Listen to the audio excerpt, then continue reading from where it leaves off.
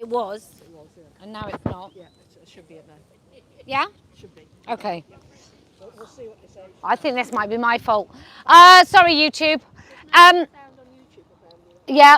Well, we have our technical wizard. She's just dealt with it. Anyway, what we have with Labour, I mean, look, people keep saying, oh, yeah, but the Tories, that yes, we know they were shit. Nobody thought the Conservative government were any good for our issue, as we saw it rapidly decline over the last 14 years. And when I moved to the place I live now, which is in Wiltshire, my kids started at a primary school, which was 2015, and way back then, for all of us that were very asleep at that time, they were being told not to use the words boys and girls. So the lunchtime staff were not allowed to say good girl, good boy, well done, son. Although that would have been a bit weird because we live in the West Country, not in London. But they were told not to use boy and girl, right? So that was way back then. And also I had a conversation with a lady, another mother, who was in charge of community nursing in the region of the entire southwest of England. And she was rewriting their policies, their inclusion policies, and eradicating the word sex and replacing it with gender identity and ensuring that men can be seen as women. So that was as far back as then. And that was with those beautiful Conservatives. And now we've got the Labour Party, who've effectively said, hold my skunk wine. And they are just doing this on acid. And we will see. I think what we'll see, and I think we'll see it quite quickly when you send your kids back to school, everyone. God help you all. But when you send your children back to school, you're going to find that there is even more blue water between you and your children. And in fact, they're not even called children anymore at school. They're called your young person or your learner. But they're not really called your children, your son, your daughter. And I remember the day, which means that I genuinely am 50, but I remember the day when it used to be parents and guardians. I think that kind of covered it.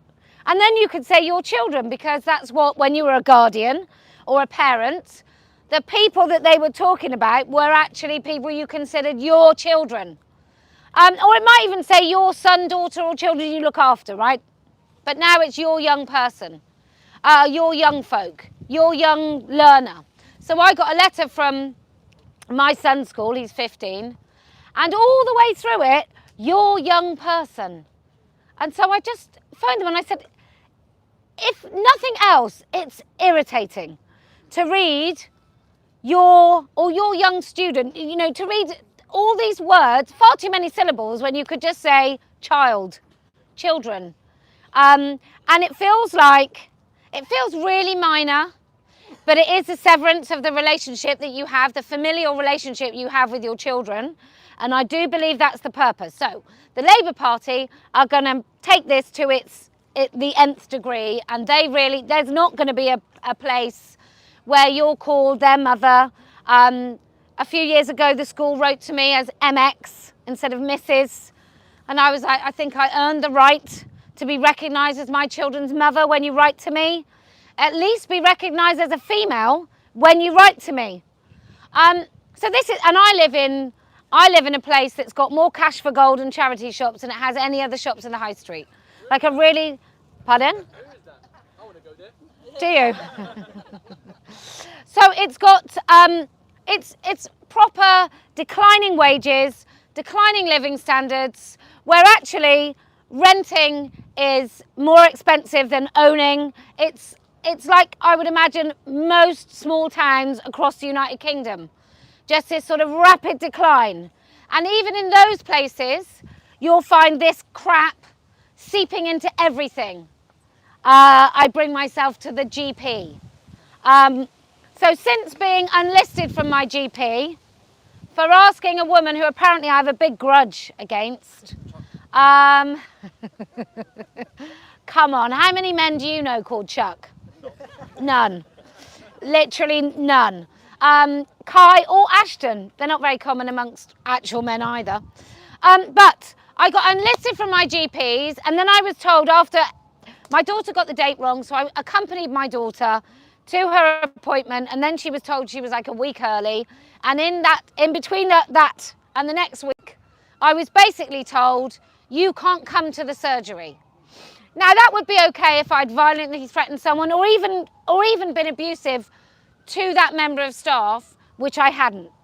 Now when I've asked for a subject access request, I'm told no, because I have a malicious intent to further target and harass the surgery. And I'm just curious, when does anyone want a subject access request when they're in a good relationship with something? It's not very often you go, oh thanks, that was great service. I'm just going to see what they've said about me. I'm just going to see if they've discriminated against me for my beliefs, or whether there's been other conversations that have been had. So now I've returned, I've gone back through the process of asking them for the information again, and I expect them to decline, and then I'm going to go and see if anyone wants to represent me for free and try and do this legally. And I'm going to tell you why, just in case you haven't seen the rationale on my YouTube. I'm not ill, I'm not vulnerable, I don't desperately need a doctor's. Whether I have a doctor or not is not going to make any blind difference to me at all, really, over the next 12 months. Unlike most people who are being unlisted from their doctor's surgeries. I'm not vulnerable, I don't have any chronic illness, I'm perfectly fine. And so I'm in a position to sue the doctors on the basis of discrimination on the absence of belief. I don't have a belief that biological sex is real. That's not a belief. I have an absence of belief that biological sex is not real. And I don't believe that one of them is a belief and one of them is another belief. I think one of them is bullshit and the other one is not believing in bullshit. So that's why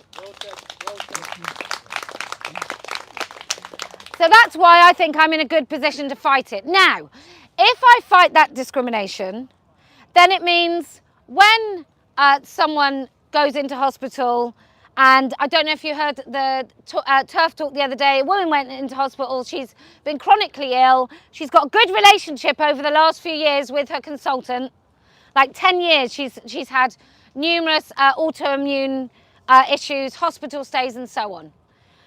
And she's built up this great relationship with a consultant, and then he asks for, she has to have an intimate exam. He says, do you want a chaperone?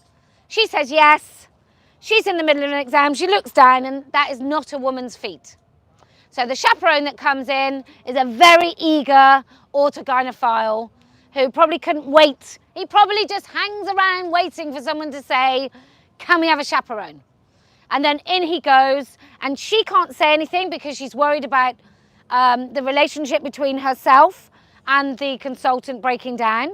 The consultant can't say anything because if he says one thing that identifies that man as a man, he's guilty of gross misconduct, so he loses his job. So everyone's screwed on this basis.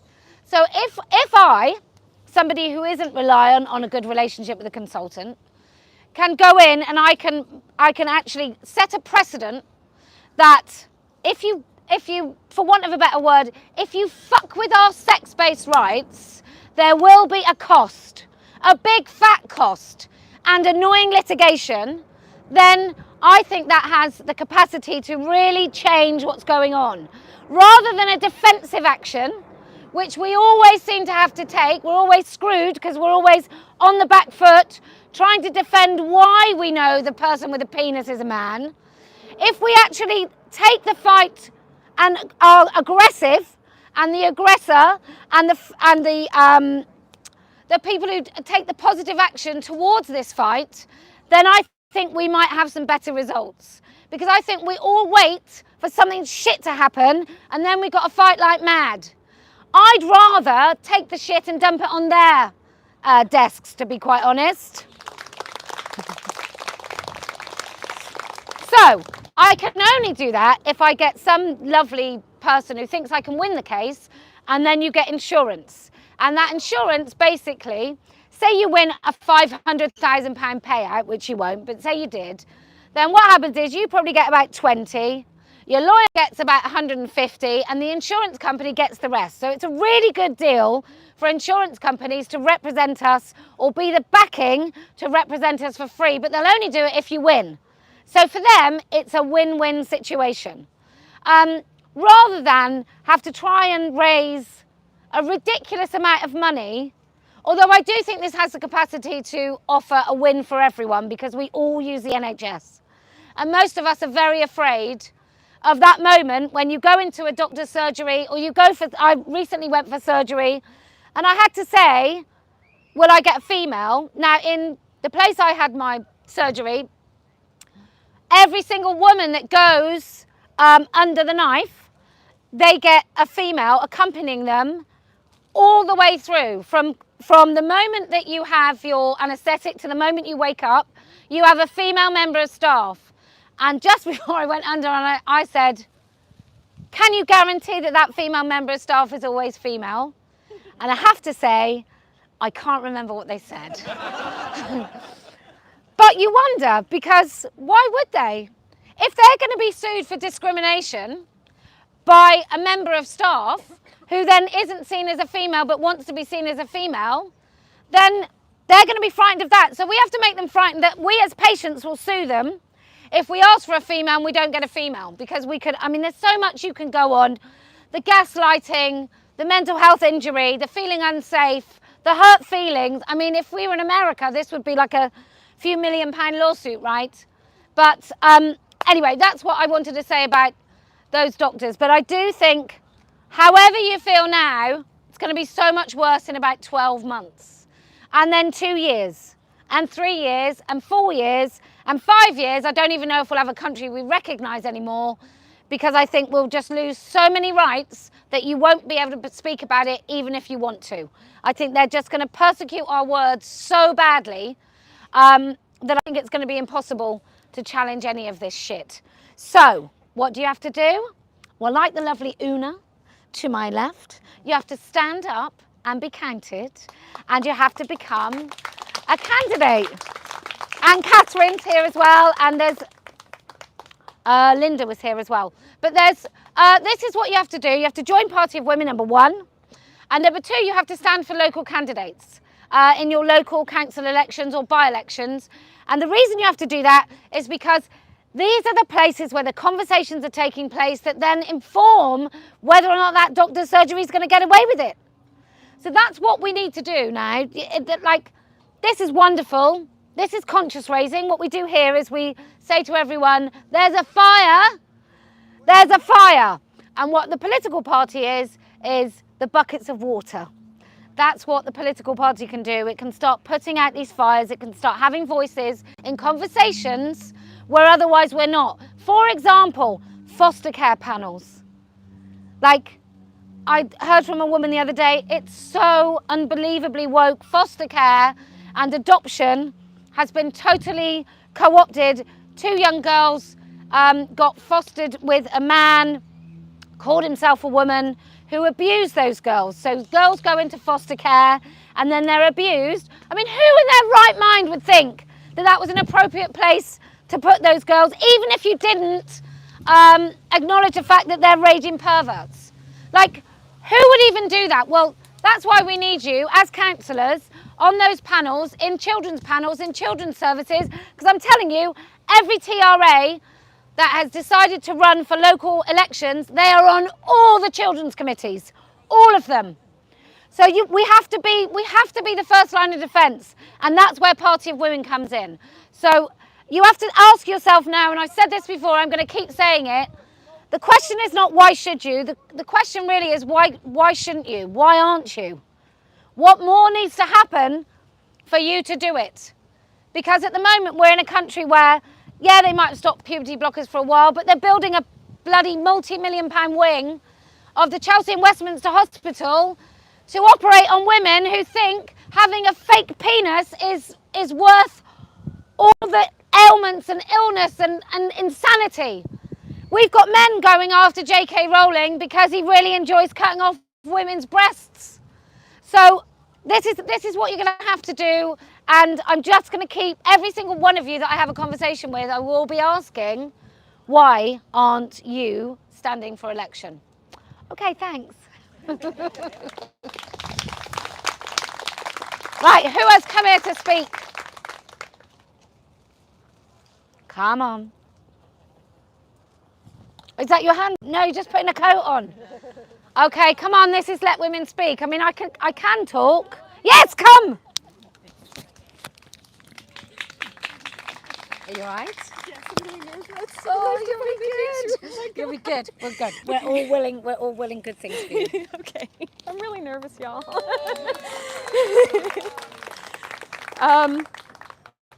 So in case you can't tell from my accent, I'm really not from here. So I will be speaking about where I'm from, which is America, which is, oh God, y'all, it's so bad. And with the recent ruling on, Sally Grover's case, I'm no longer really interested in being nice and polite. I've been trying to be, considerate and everything, but screw that.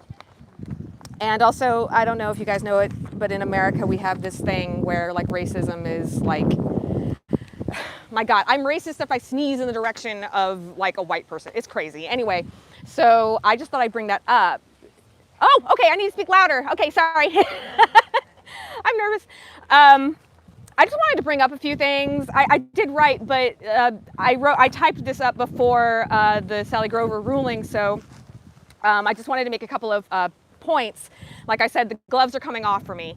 So I'm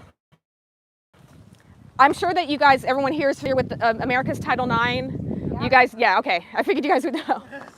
And I don't know if you guys know, but it's actually called the Patsy Takemoto Mink Equal Opportunity and Education Act. Okay, that's the real name of it. It was created, Title IX is correct. It is Title IX, but that's the actual name of it. It was created by a American woman. Her family were Japanese. They worked in they were immigrants who worked in a sugar plantation in Hawaii, and that's where she was raised. She became a senator, all kinds of things. Or, I'm sorry, a U.S. congressperson. And it occurred to me that in America, where racism is just this thing, it's everywhere, and oh my God, and you can't insult anybody that's not white. I was just like, isn't destroying Title IX kind of destroying the history of Asian American women in America? Yeah. Also, another problem in America is that black female organizations, no one likes them. No one appreciates them, and it's really sad. Well, with the, Equality Act, or as I call it, the Women's Erasure Act, we've solved that problem. Yeah, that's no more. So great, thanks. Also, black women's history, especially black lesbians in America, are just being erased. I'm not going to say the name of the woman because I don't really care for her, but she wrote this really great article about how that's happening. There's a woman named Pauli Murray. She was a black lesbian in America, and her history is basically being rewritten. These TRAs are calling her, I don't even want to repeat it, but I'll just say, yeah, a queer non-binary ancestor. Oh. No, she was a black American lesbian. So what? She wore pants in the 1940s. Okay, my God. Anyway, okay, so that's it. I just wanted to start with that because, like I said, that's one of the things I just didn't want to talk about that. I didn't want to reach that. You know what? Screw it. Like I said, after Friday, screw it. Okay, all right, so now to actually get to what I wrote. Okay, my introduction to gender ideology was in 2015 when I started earning my graduate degree in public health from a local university. And if you guys want to understand what that experience was like, read Jonathan Haidt's Coddling the American Mind. My God, how accurate that was. I thought I was losing my mind until I read that book. Professors and students preached the gender malarkey, and I actively questioned all of it, which led to a lot of those students calling me a Nazi, which I just think is really funny. A male professor with several pronouns who was teaching a women's health class used words like pregnant people and chest feeders and TERFs when describing women. Yes, that actually happened. I had a breakdown after a particularly nasty class where I was bullied relentlessly by a female student after I said that only women can get pregnant. After that, I saw a therapist who told me that I hated myself and that I needed to be re-educated. Yes, it happened. When I talked to the people in my life about what I was experiencing, they told me that I wasn't thinking correctly about the graduate school experience and that I needed to open my mind to new ideas. It was a very disturbing and confusing time for me. I'm not on social media and I wasn't looking at the news very much. It was really stressing me out, guys. I just couldn't look at it. So I didn't know just how deliberately this ideology was being played out in the real world. That is until 2018, when I started working at a program for girls who were at risk of entering the juvenile justice system. The girls were between 12 and 17 years old, mostly low income, demonstrated problematic behaviors, experienced abuse and or neglect in one form or another, and they were beautiful and smart and clever and funny, and they loved being in the program. The program offered these girls an accelerated high school curriculum so they would graduate on time, in-house therapists with regular sessions every week, and case management services for their families. When the girls would graduate from the program, they would often express feelings of happiness with being a girl and talk about the friendships they've made while in the program and how those friendships helped them through difficult times. It was not a facts of life situation by any means. More than twice, I had to close and lock my office door for my safety. But I loved working there, and I loved those girls. That aside, the program was just like any other captured organization in America. Office meetings and trainings would start with the inevitable virtue signaling ritual of announcing pronouns, which I never would because I think it's pretty obvious what my pronouns are. I don't know. For a year, that was the only foolishness I had to endure. Then in 2019, we had the presentation. You all know that presentation. It was the big lesson on gender theory taught to us by a very young woman who used he, him pronouns. I'll spare you the details. We all know this part of the story. By the end of the presentation, I was raging mad. I couldn't explain why at the time, but I felt very strongly that you should never tell a girl who has experienced abuse and or neglect that she was born in the wrong body. I think I expressed as much during my tangent at the presenter during the question and answer period. I don't remember exactly what I said, but there was a pronounced silence after I spoke, followed by the presenter saying something. I don't know, I stopped paying attention to her. The next day, my supervisor called me into her office, closed the door, and whispered, yes, with the door closed, she had to whisper to me that she appreciated what I had said the day before. She told me about the affirmation model of care and how harmful it was to people of all ages. Prior to that day, I had never heard of that. I'm not a therapist. She told me about the Equality Act, or as I call it, the Women's Erasure Act, and the potential ramifications of its recent implementation. But she also asked me to keep things under wraps because she feared she'd lose her licenses.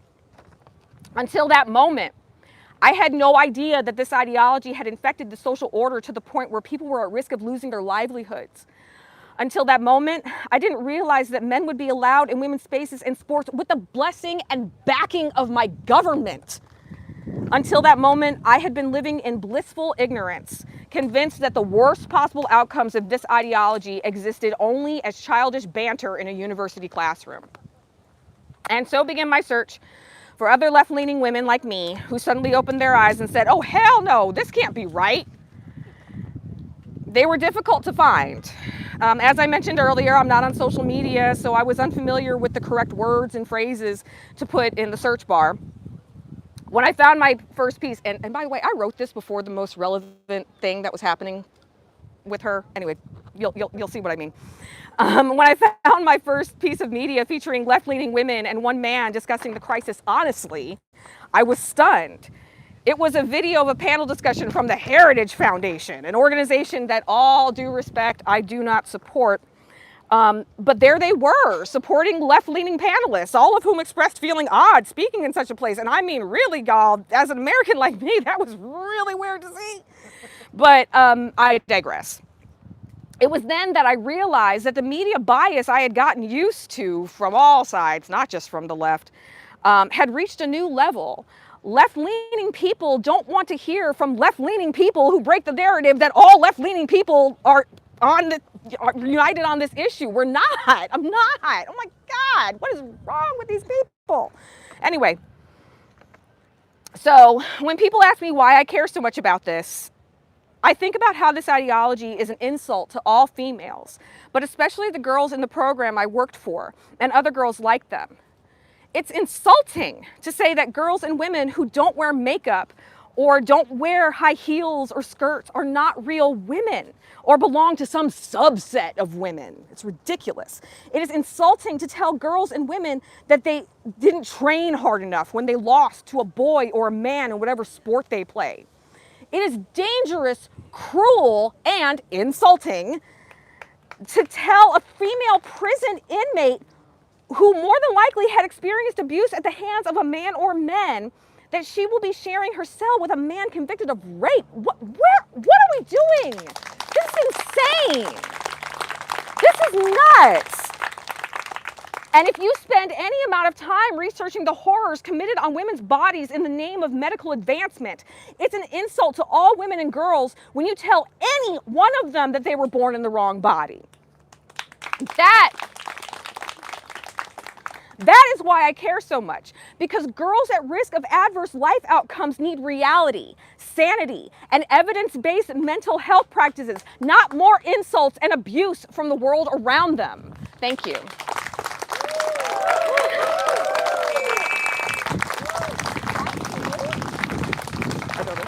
Thank you very much. And did I hear a rumour that you came here for this? I came here just for this, yes.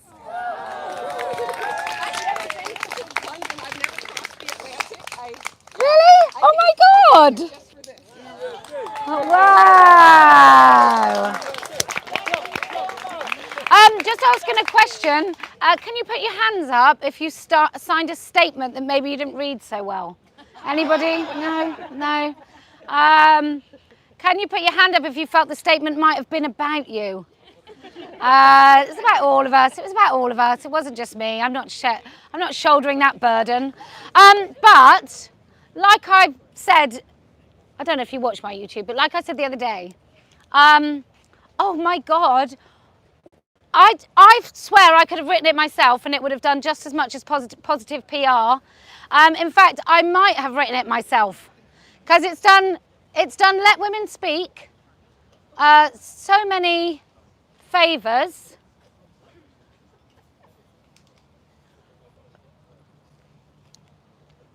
Oh, okay. Some police have just come to listen.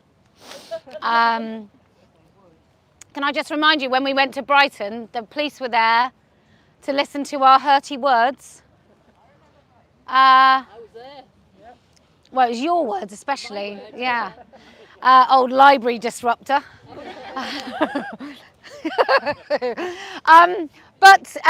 Yeah, I think we're going to see more of that. I watched a woman. Now we've all seen the TRAs, right? Seen the TRAs screaming, shouting, threatening us. And what happens to TRAs? Nothing. I saw a woman defending a cutting down of a tree. So she was protesting the cutting down of a tree. She looked sort of our age, and I say our by meaning us 50-year-olds. She looked like a middle-aged woman. And she went with it wasn't even as annoying as a vuvuzela, but it was kind of this plasticky thing. And the policeman, he was quite upset. That's what I can say. He's quite upset. And he said something like, if you do that again, I'll arrest you. And so she did it again. And she got arrested for just going, it was comical. But it feels now, for a start, it feels like we're in the biggest game of Darvo ever.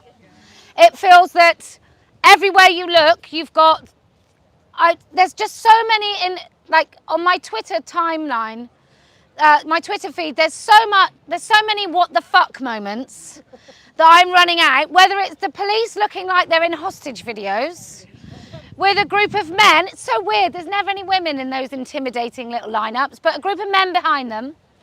And then our British police beginning to sort of use other languages for greetings, which I personally find just like, after Charlie Hebdo, I didn't hear a single policeman go, bonjour. They just simply, it just wasn't happening. It just wasn't happening. But now we have to see that all the time. So we've got these hostage videos. We've then got people being told that they can't see what's in front of them. And whether or not you agree, disagree, wherever you are on this spectrum of what's happening in front of us, we must be able to say it. Even if you say, do you know what, I bloody love that hotel. I love the people in that hotel. I love everything about that hotel. Or you want to say, I don't like that hotel. I don't like the idea of that hotel. But it feels like at the moment you're being told, well, there's no fucking hotel.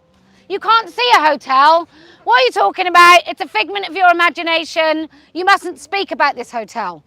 And like I said, it doesn't really matter where you are on this. But the fact that we are being told that there's so many things we can't talk about. In Australia, apparently, you can actually change sex. And if you wanted someone to really represent that argument, I think Roxy Tickle is your man. I think he is he encapsulates everything I think about every man that calls himself a woman. From the cock out in the ladies with teenage girls, and somebody said, you're wrong actually, he does have a penis. And I said, well, he doesn't have a penis. And I said, well, he does, it's just folded up inside rotting. So, maybe you can't see it without some sort of internal, but he does have one. And I'm damned if we're all going to pretend that these men don't have penises. They do. They have every single inch of it. Or centimetre.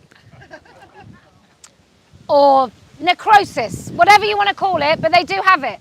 And somebody says this influences other countries. I'm just going to say for us here, Australia doesn't influence us at all. CEDAW doesn't influence anyone either.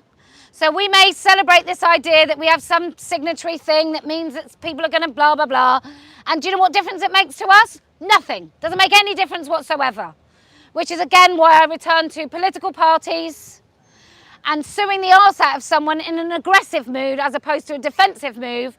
I feel that these are the ways in which we are going to change this. It's a bit like some of the girls who've had their bodies mutilated in the name of transgenderism in the United States of America, suing somebody about what the harm that these girls have had. Suing them is going to be more effective than anything, making it really just too expensive for this little money-making scheme.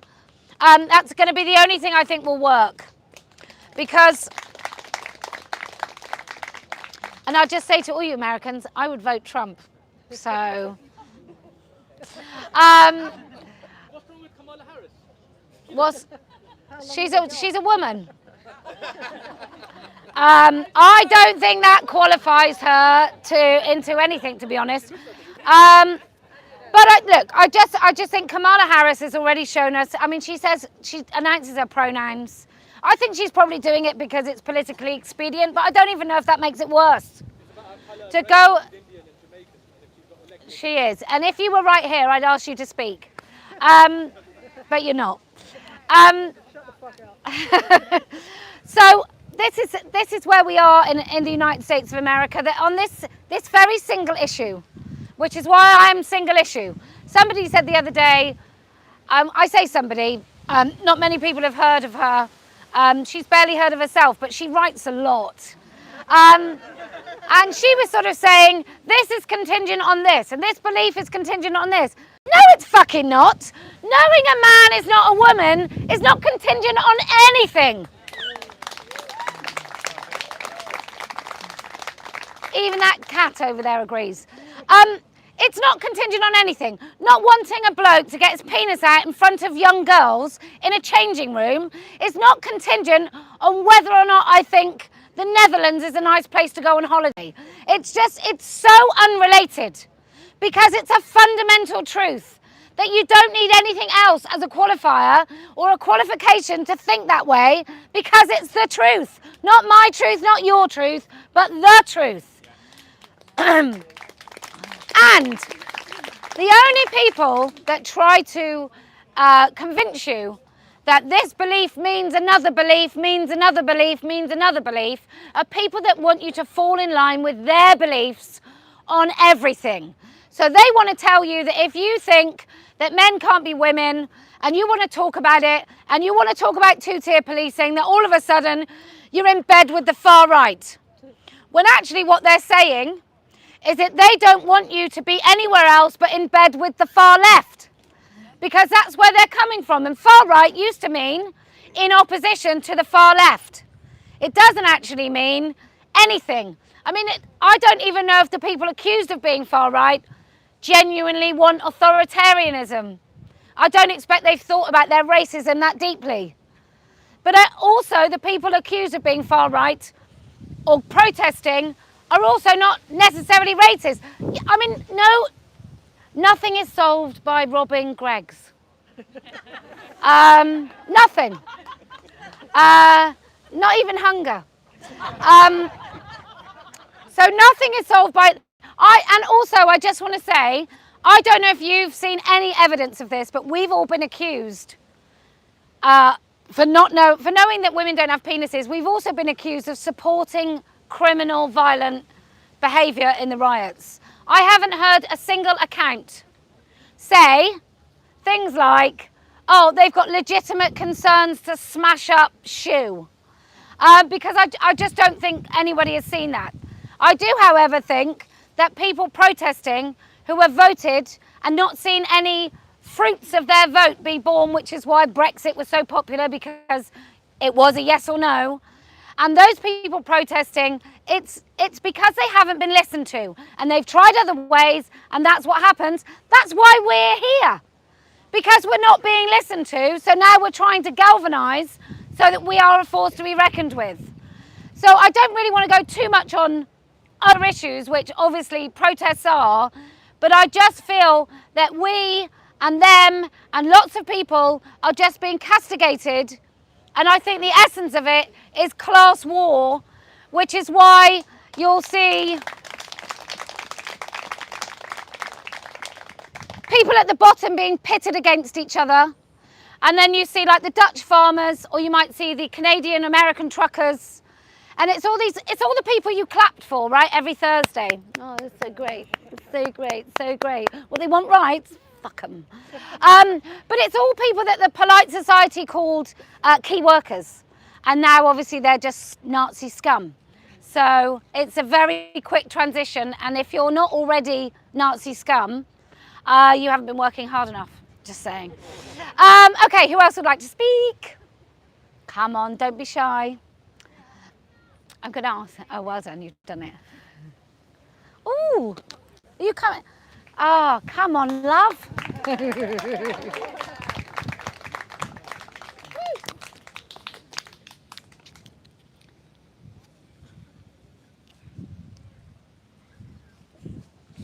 It's a rather broad smile.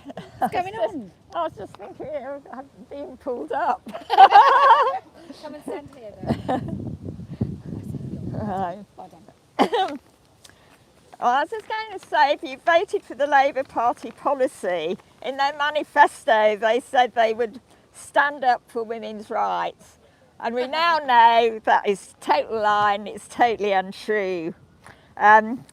What we do know now is that they have a cabinet of MPs, like Lisa Nandy for a start, who support so-called trans women, who are men, and who actually support the body mutilation cult. And they actually don't even care about the body mutilation cult and all the young women, and particularly young lesbians, who are being mutilated. They support it, they support that mutilation. And And they've also got the support from the trade unions. So even though we've had the CAS report, which has, you know, been positive in some areas, the trade unions, who are totally in combination with the Labour Party, are saying that they support the body mutilation cult, and this includes the schools union. It includes the British Medical Association, who is against the banning of puberty blockers, for example, and knowing that it can cause irreversible harm. Even in the CAS review, we know about, and I think Una's here, and should almost be talking about it. We know about the Chelsea and Westminster Hospital, which I've been treated at for a thyroid problem, is actually doing phalloplasty. That is creating false penises on basically young lesbians who've been told that they're really men. And I actually do think we need to go and demonstrate at that hospital to actually stop what's going on there. I really think we should, you know, because otherwise they'll keep doing it, and they may do it in other hospitals as well. And it has been actually supported by the CAS. The other campaigning group is Sex Matters, and they're actually setting up a lobbying of members of Parliament. I think it's in either next week or the week after, and I think it's really important. Sorry? 11th of September. I think it's really important that we do lobby our MPs, whether they're Labour or Tory, and so that we can actually maintain the rights of women and girls. And we had our American guest who talked about the erasure of women and girls, and if we don't campaign around it, it'll just carry on. They'll continue to erase us. The original and what's happening in schools, most schools are actually ignoring what was the original advice, which was statutory advice that schools should not be teaching gender identity ideology. And most schools are ignoring that, and they've been supported by Stonewall. So it's just going on in many, many schools. The ideology, gender identity ideology is happening throughout our schools. So I suggest we get involved with these Sex Matters campaigning with our MPs, even though they're probably, you know, pro-trans and pro-trans men. They probably believe that men can be women just because they say they are. We've still got to do something about it. And I'll stop there.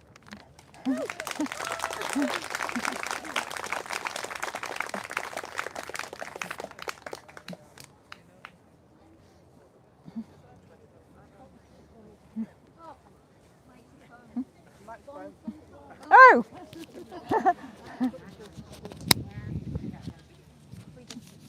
Stop. And then we'll try again. Go on, Mary. Thank you so much. Can I have the other one as well? Yeah, cheers. So just sorting out tech.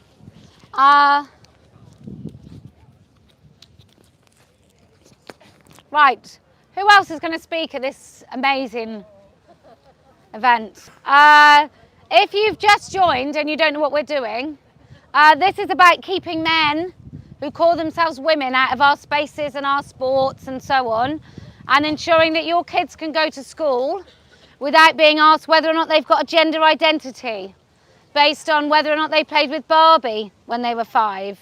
It also means that if your kids are at school, and I see there's some teenagers there, that they might now have a gender neutral toilet as opposed to single sex spaces, which means that an 11-year-old girl can come out of the toilet who's somebody in the next cubicle who's an 18-year-old boy, and then they have to go to the sinks together and they have no privacy. And I don't know if you know about all the new schools being built.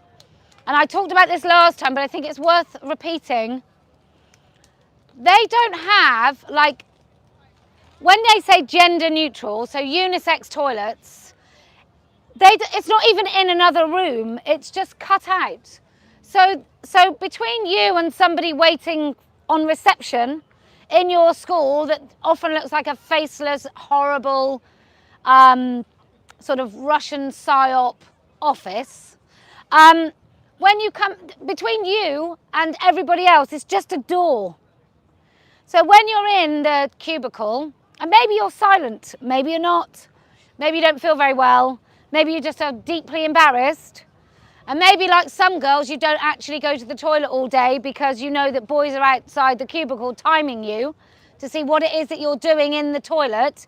Can they hear the rustle of sanitary protection? But there's just a door, and then you come into communal sinks. So I just want to tell everyone, that's illegal. You actually have to have single-sex washing and toileting facilities. It's totally illegal. It's about time maybe some of us sued a school. That would be good. My son recently got asked by an organisation that does sort of away days. So if you're going to go away and do, I don't know, Pythagoras for a day or archery or something, you'll go away with this particular organisation. There's my 15-year-old son, what his sexuality was and what his gender identity was. So I phoned the school and I said, I think that's a real invasion of his privacy. What difference does it make? Why are you asking? And they said, oh, we want everyone to know they're accepted. And so I said, pardon my language, well, don't fucking ask then. Don't ask. It really doesn't matter what sexuality you are. Well, why are you asking then? Why would you need to ask a 15-year-old boy whether or not he's gay, bisexual, questioning, heterosexual? Like what different? Probably queer was probably on it. What different? I just said to her, I don't understand why you're asking teenage children to define their sexuality. It's totally private. And the gender identity stuff is insane. And he goes to a school that's again, shouldn't be woke. No reason for it to be nuts. Not getting amazing results. So certainly don't have time for wokeness. They have a lot of time for finding out what it is the children need to get the sort of results that we saw coming out of Michaela over the last week. Who knew making children disciplined and care about their studies meant that they would get really good results? It's amazing. It's such a coincidence. I had a conversation with someone yesterday and they said, yeah, but it's the parents as well. And I said, yeah, but it is the school.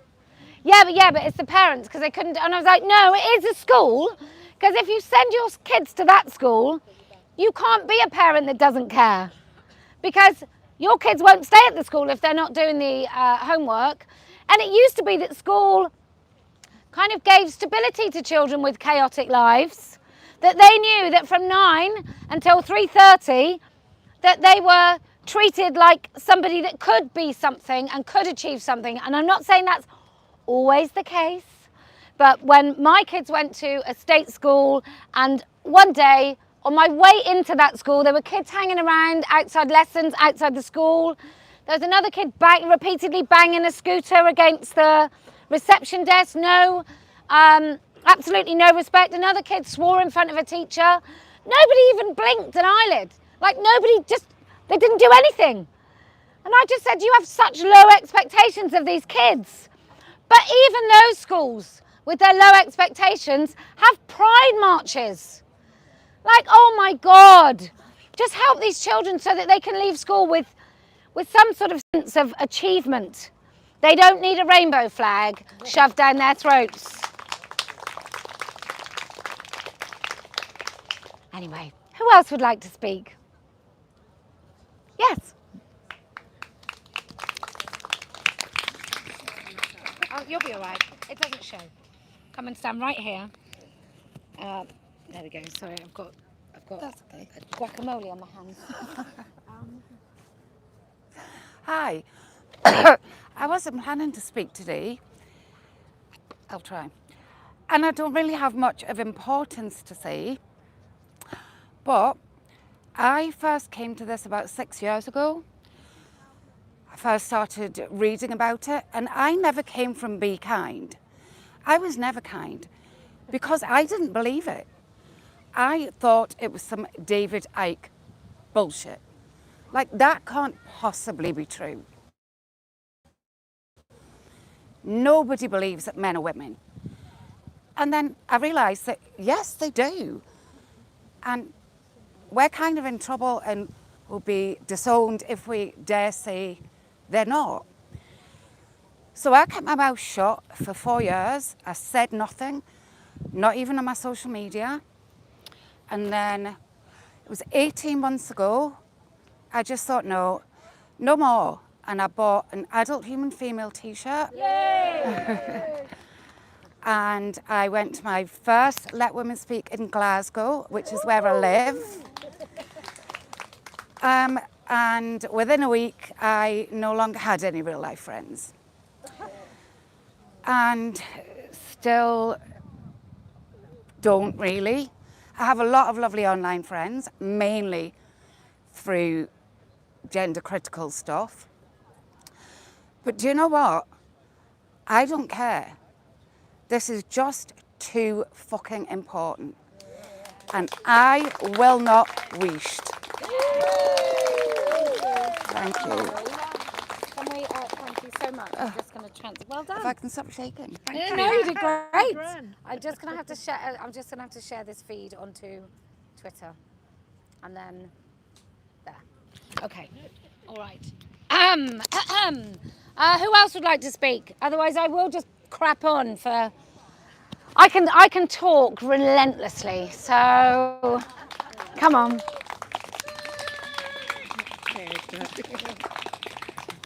That's all right, my love. Thanks. Okay, haven't prepared anything, but I didn't sleep last night, and I was thinking how upset I am about the letter A has got a lot to answer for at the moment. Afghanistan has really upset me this week. Why isn't the world shouting about it?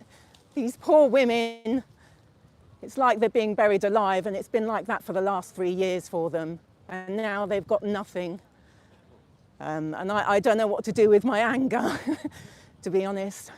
So there's that. There's A for Australia. More boos. Actually, re-Afghanistan, I want to say big up. The Olympics was a really low point, this Olympics, but who stood out for me was Melisa Talash, I think her name is. She was the talented break dancer who let go her medal hopes by wearing that burqa cape that said "Free Afghan Women." And I think we all agree with that. Okay, so yeah, A for Australia. They had a shit Olympics too, didn't they, with Reagan?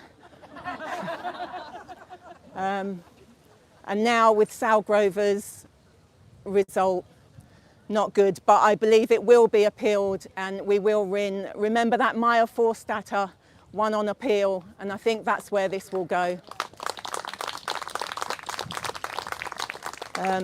Who else did I want to moan about in the A's? Algeria, A's for Algeria, again with the Olympics. I mean, compare Muniza with Iman Khalef, and he's a man! And a cheat. I think there was another A I was thinking about. Oh, Amnesty International, get in the bin. You're as disappointing as Stonewall down the woke route, which you have been for a long time, and I think a lot more people are seeing it now. But yeah, your statement on Afghan women was an abomination. The other one thing I wanted to say, that I, the non-undersigned, I'm not far right, I'm not a racist, no one I've ever met here is either. How dare you? You can write a letter, but you don't read the room. Cheers. So much.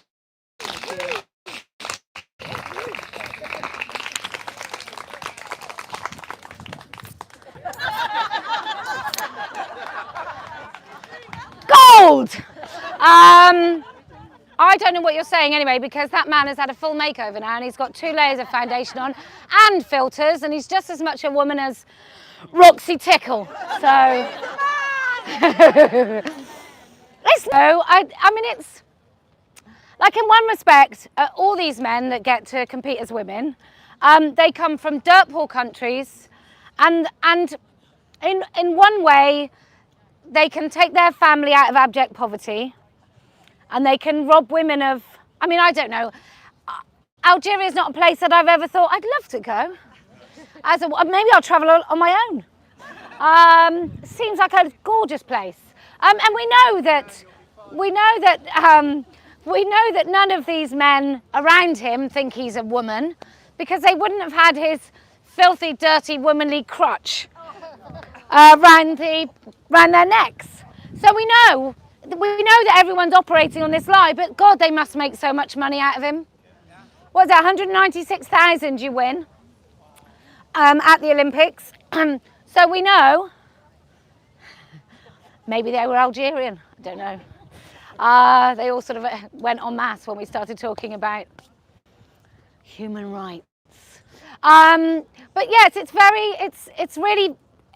really crazy, because I often go from, what's worse, being too stupid to know that men and women are women and to be easily coerced into those beliefs, or doing it for financial or political gain.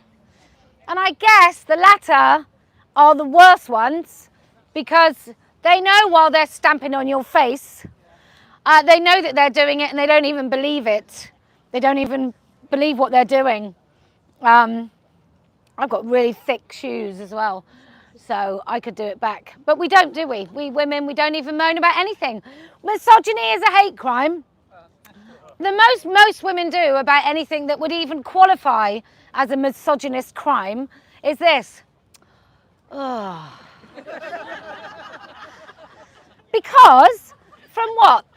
I don't know, about the age of 9, maybe. Well, when I was a little girl, everyone used to say about boys, oh, you better keep her locked up. So that's kind of that's as you come into it, isn't it? And if they don't say that to you, you're ignored, because you're not even worth talking to, because you're not even worth locking up, right? So at least I was worth locking up, right? And then when you get to puberty and you've got breasts, then all of a sudden it's like, shops open.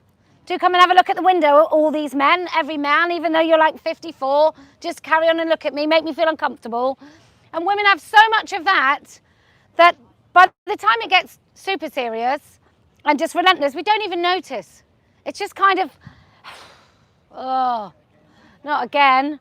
He sat too close on the train, or I'm talking to 2 women here today, both been followed home or been mugged. And it's just incredible the way that is expressed, even though we know it's really frightening in that moment, and we know that men don't know how it feels to be like that holding of breath when you think someone's following you and you know the difference. And I think we're born with this instinct and the trauma of all the women that came before us to know when footsteps are of a predator or just someone walking. We all know it. I don't know how we know it. I don't even know if there really genuinely is a difference, but we can feel it. We can feel it when someone says, oh, you're pretty, or you're pretty. And there's a difference. There's a you're pretty, which is, oh, I'm just observing the fact that you've got quite a nice face. In fact, that's when that's when I knew I was really overweight, when someone went, you've got a really nice face. Or you've got really great skin. You're like, oh, fuck off. Might as well have just said, Jesus Christ, you put on a lot of weight. But you know when someone's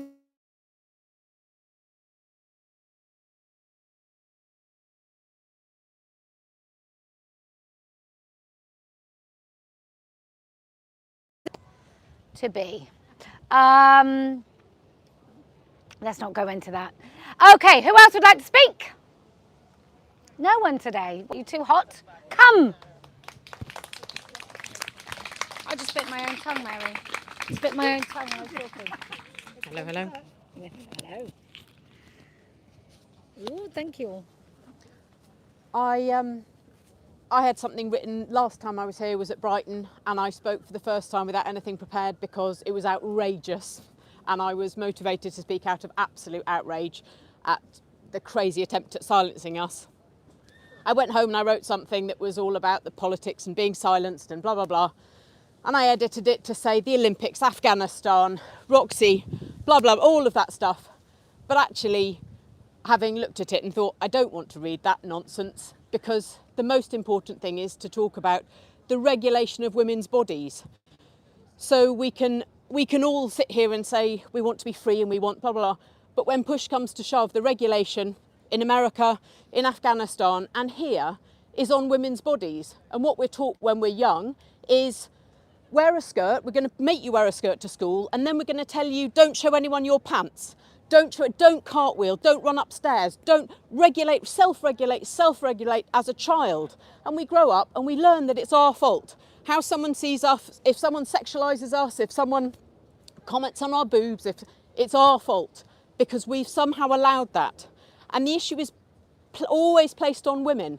And what we see in Afghanistan is men can't control themselves, they're going to disgrace Allah, they're breaking whatever commandments, so let's lock up women. Actually, the argument is, let's lock up men. If you can't be trusted, to see a woman, hear a woman, and leave a woman alone because of your immortal soul be damaged, wear blinkers, wear headphones, shackle yourselves until you learn that women are equal human beings, that women can stand, walk, read, laugh, dance, and you can all fuck off.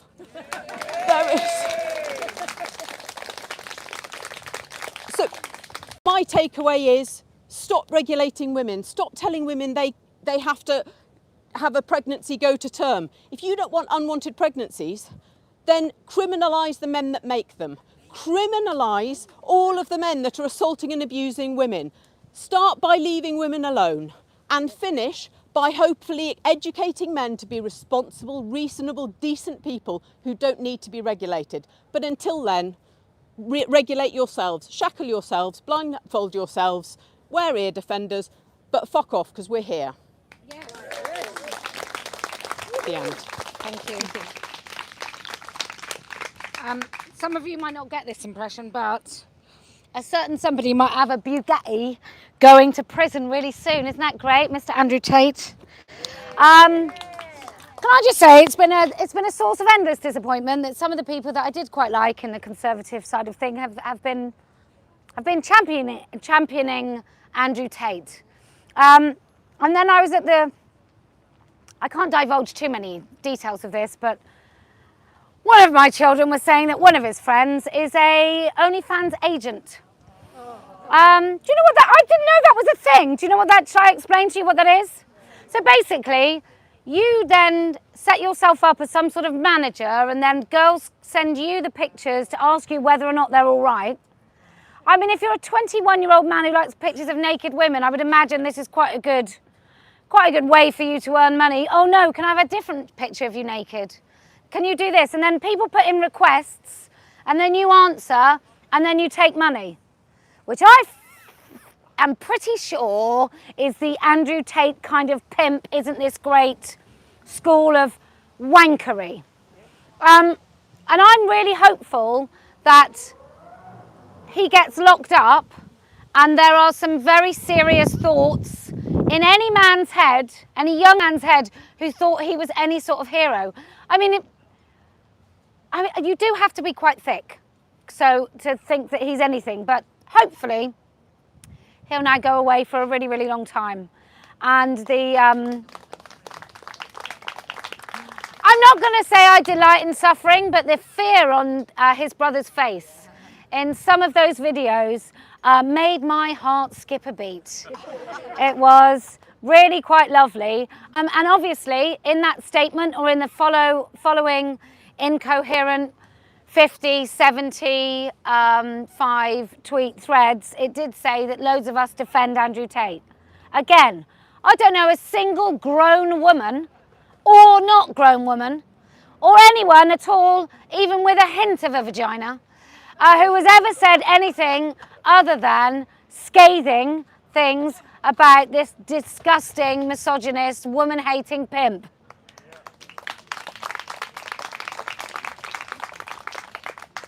But I will be doing MC Hammer moves the day he gets sentenced. I think we all should, in celebration. Or something like that. Okay, anyone else want to speak? Yes, come on.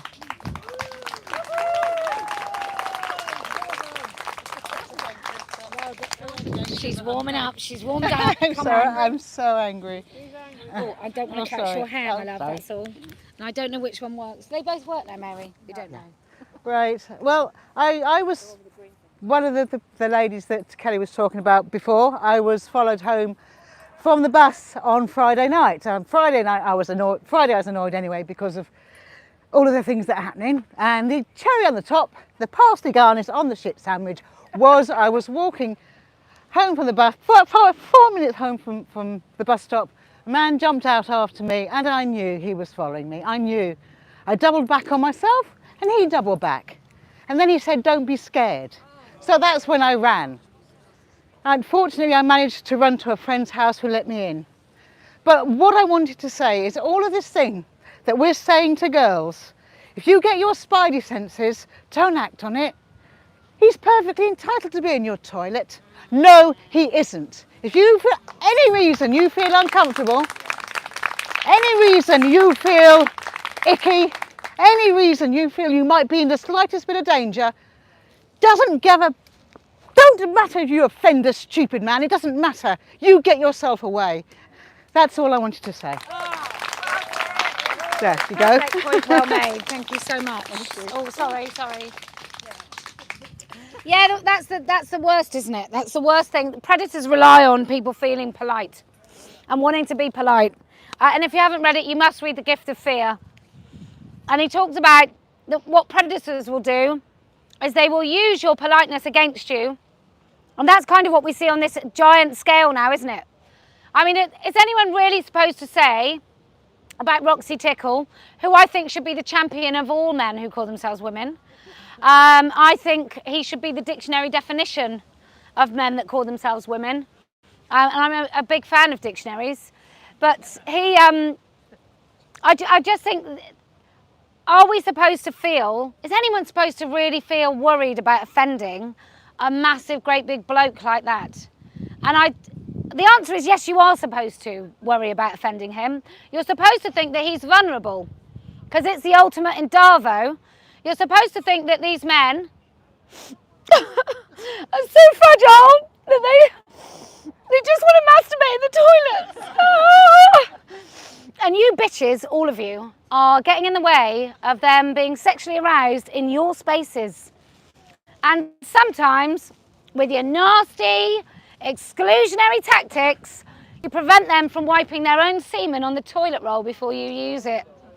So I think that's how we're supposed to feel. We're supposed to feel mean for preventing an erection, because I think that's our role as women, is we are supposed to facilitate, encourage and welcome every single erection a man ever wants to have.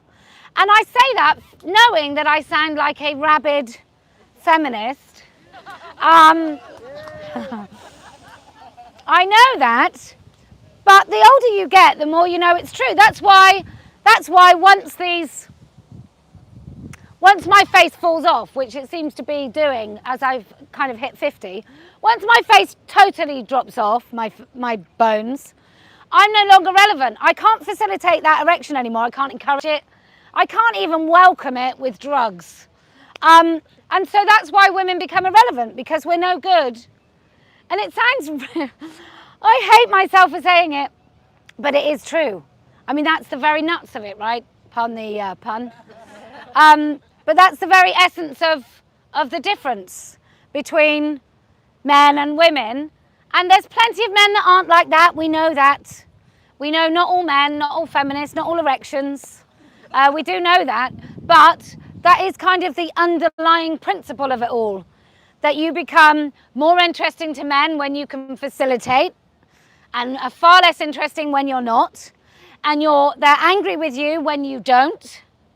which is why when they come and interact with perfect strangers on a plane, on a train or on a bus or whatever, that they're angry with you when you don't interact. You owe them being followed. They probably enjoy making you afraid. And it all comes down to that. It all comes down to testicles and a penis. Usually quite a small one, but a penis nonetheless. Anyway, on that happy, hopeful, so let's bring a little bit of hope. There is hope. There is hope in the way of these, and I'm going to sound like a broken record, so in many ways I don't care. The only way to change this system is to actually go right to the heart of the system. And I think local government, again, adoption panels, there'll be panels and committees looking after elderly people and provisions. Elderly women, totally forgotten. Totally forgotten. Elderly people in general, totally forgotten, but we live a lot longer, so there's more of us. And what happened during COVID?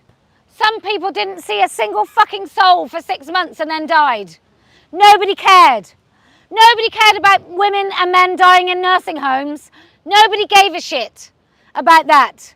And nobody cares about these women now. Who cares if a man goes along? Well, at least she's got someone. Who cares if it's a man in a woman's home who might have suffered domestic violence?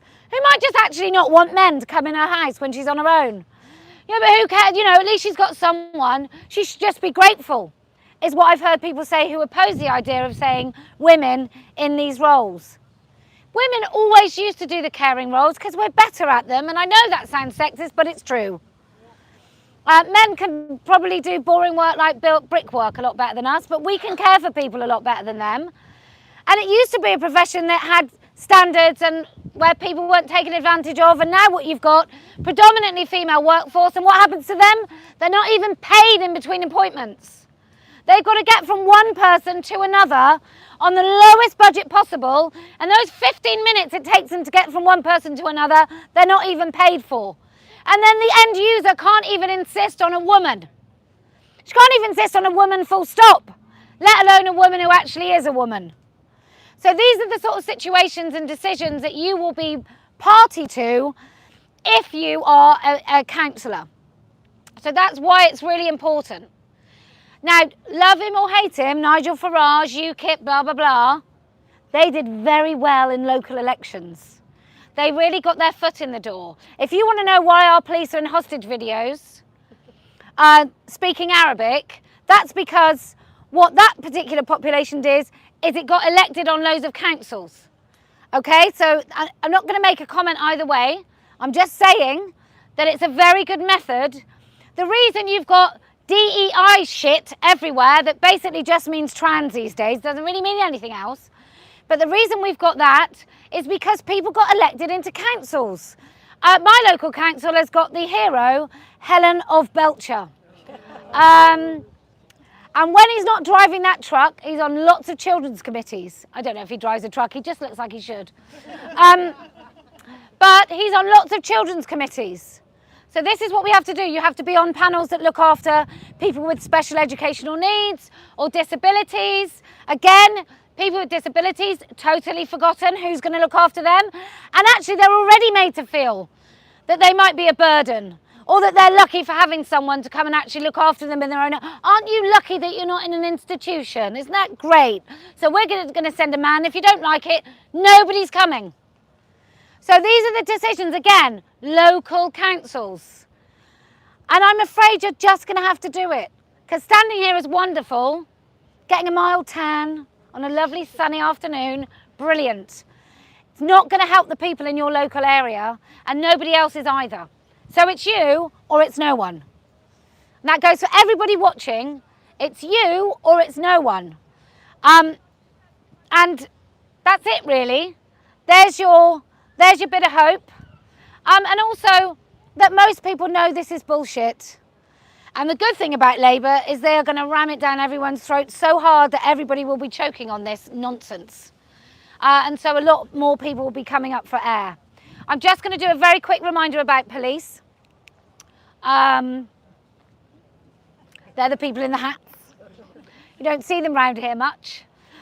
So if you get Yeah, he just sends people out the park rather than arresting them. So, if you have a knock on your door and it's the police, if they don't have a warrant, you don't have to let them in. If they don't have a warrant for your arrest, they're not going to arrest you. If they invite you for an interview, you don't have to go. Now, you might want to go because they'll say it's voluntary, but what they'll say at the end of that is if you don't come, we'll arrest you. So you can either sit it out, which is what I intend to do from now on. I just sit it out and wait for them to come to the house with handcuffs because it's a much better YouTube frame, to be honest. It's much better for my cause. The more fuss and drama, the better. So if they do that and they arrest you, then you go along and you get your own lawyer. Don't accept a duty solicitor. Never accept a caution. Say nothing. If you want to say anything, there's 2 words you can say: no and comment. Nothing else. They won't do DNA tests on stickers. They're wankers if they say they will, because that's ridiculous. They won't. They can't get you on most things because it would be too expensive to actually find the evidence to criminalise you forevermore for, it's a weird noise, criminalise you forevermore for some stickers. They might threaten you with that. I'm also going to say this. You can campaign about any organisation you like. Okay? You can. If you start naming individuals, you only get about 2 chances to do that before it might be considered harassment. So don't do that. Don't make it easy to criminalise you. So if you don't like someone, you might be able to write them a letter and sign it once. Don't do it twice. Certainly don't do it 3 times. Don't send things to people's home addresses if they are actually part of a business. Like, there's some really simple, don't be an arsehole, basically. You can stand up for your rights without being criminal in any capacity whatsoever. And even people who are wrong are entitled to be wrong and not be harassed about being wrong. Even if what they do is shameful and scandalous, we have to really stick to this side of the law, and don't be like me and swear when somebody from your GP surgery goes, I'm not listening, I'm not listening, I'm not listening. Don't swear at anyone because then you lose a moral high ground. Like with this whole GP thing, if they admit that if it's discrimination in my notes and the subject access request, that's one thing. But otherwise, I didn't keep my hands clean enough to really make a fuss. Because whilst I suspect they're getting rid of me because I said to the woman behind the counter that I didn't like her he, him pronoun badge, and I said I wouldn't go along with it, whilst I suspect it's that, I did still swear, and so I have made it quite easy for them to get rid of me. But I'm still getting a subject access request, GP, Roundstone Surgery, who seem to be tuning in a lot now, so that's good. And they're also going to be wearing pronoun badges. Every single person in my GP practice will be wearing a pronoun badge from now on. And the glee with which that woman told me, I can feel it down the phone. Okay, right, so if you can stand for election, even though you know it's going to be a bit tricky, it will raise your head very firmly above the parapet, and you may even get a statement about you. You might even get some Twitter threads about you that say you're a Nazi. Even that, if you can do that, I promise we will win. If you can keep coming here and making this part of your monthly routine so that everybody knows there is at least a place that you can go, oh, and breathe out and say the things you feel you need to say, then I promise we will win. And do you know why else we're going to win? I would love to have done a caterpillar then. How cool would that have been? Do you know why we're going to win? Because I never lose.